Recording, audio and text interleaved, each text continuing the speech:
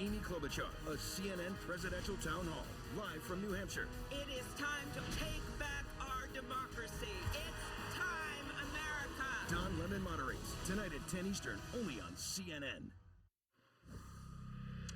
A public relations firm representing actor Jussie Smollett says he is not planning to meet with Chicago police today. The two law enforcement sources telling CNN that police believe the star of Fox's hit show Empire actually paid two men to orchestrate an assault on him in January, something Smollett vehemently denies through his attorneys. The actor initially told Chicago police that he was the victim of a hate crime when two men yelled racial and homophobic slurs, put a rope around his neck, and poured some sort of chemical substance on him. Two brothers who were questioned are now cooperating with investigators, and they just released this statement writing, "We are not racist. We are not homophobic, and we are not anti-Trump. We were born and raised in Chicago and are American citizens." Last week, Smollett blasted those who are skeptical of his story. Who the would make something like this up or add something to it or whatever it may be? I can't even, I'm an advocate. With me now, two journalists covering the story. Adrienne Gibbs, a columnist for Forbes, and Ernest Owens, a writer at large for Philadelphia Magazine. So thank you both very much for being with me. And Ernest, I read what you wrote. You know, really, initially, you jumped to defend Jussie after the initial report surfaced, and now you say you don't believe him. Can you just tell me why, for you, this feels like such a punch in the gut? Thank you for having me on, Brooke. You know, that was personally, a big sigh. I feel bamboozled, hoodwinked, and betrayed. You know, I just, completely am upset that, after all this time, after these, this is Black History Month, and, we're seeing such a devastation happen for the community, for the LGBTQ community, for, Black people in general. I, as a Black gay man myself, I want to believe victims, especially those in our community that are subjected to hate crimes. I've experienced racism and homophobia in my life. And it resonated with me to hear that someone like Jussie Smollett, whether he was rich or a celebrity or whatnot, was experiencing this type of hatred. And I wanted to believe him because, we have to have humanity, right? Hold space for people who are experiencing any type of oppression, and to find out that, a lot of this information coming that there is a lie, disgusted me. And I could not be silent. Sure. Adrienne, how do you feel? Well, I've written extensively about this for Forbes.com, where I'm a contributor, and the issue is that this is a terrible situation that Jussie has told police had happened.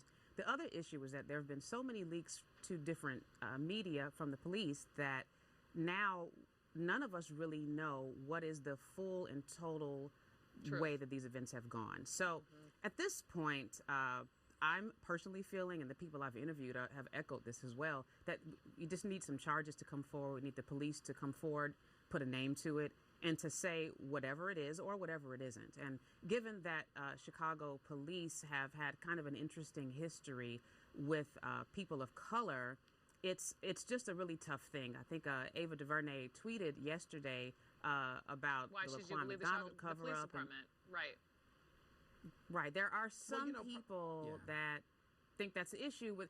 Ultimately, people just want the truth. Whatever happened, something happened. And it would make everyone we can exhale if we could just figure out what it is so we can talk about it and move on, because there is damage. That's going to require Jussie to step forward.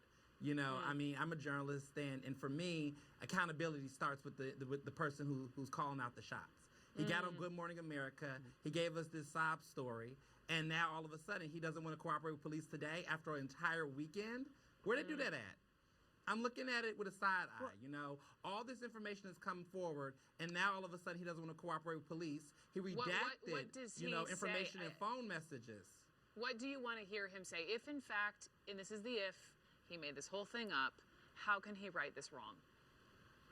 I don't think he can right this wrong. I think he needs to take a time out. I think he needs to fall back. I think he needs to, first and foremost, apologize to the community, apologize to all those people that was rooting for him. We were rooting for you, Jussie. And I think that it's embarrassing that, regardless, we know that he knows who these two men were.